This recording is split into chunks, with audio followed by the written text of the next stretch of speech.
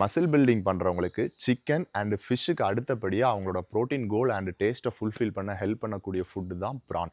But இது எல்லாருக்கும் ஒத்துக்குமா அப்படின்னு கேட்டால் கிடையாது. நிறைய பேருக்கு இது சாப்பிட்டா அலர்ஜி வருது. இது ஏன் அலர்ஜி வருது அண்ட் அலர்ஜி வராமல் எப்படி சாப்பிட்றது அப்படின்ற வீடியோ தான் இன்றைக்கி நம்ம டீட்டெயிலாக ஸ்க்ரீனில் தெரிகிற இந்த ப்ரான் சாப்பிட்டா அலர்ஜி வர்றதுக்கு ஒன் ஆஃப் த மெயின் ரீசனாக என்ன சொல்கிறாங்கன்னா இதில் இருக்கக்கூடிய க்ரீனிஷ் பிளாக் வெயின் தான்.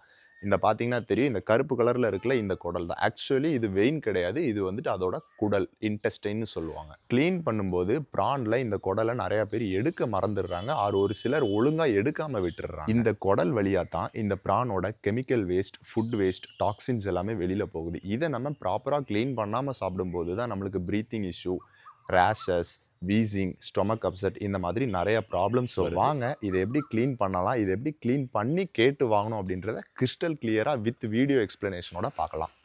ப்ரான்ஸ்லேயே நிறைய டைப் இருக்குது, உங்களுக்கு ஈஸியாக அண்டர்ஸ்டாண்ட் ஆகணும்ல. ஸோ நம்ம செலக்ட் பண்ணியிருக்கிறது tiger PRAN. It's cost around 1000 to 1200.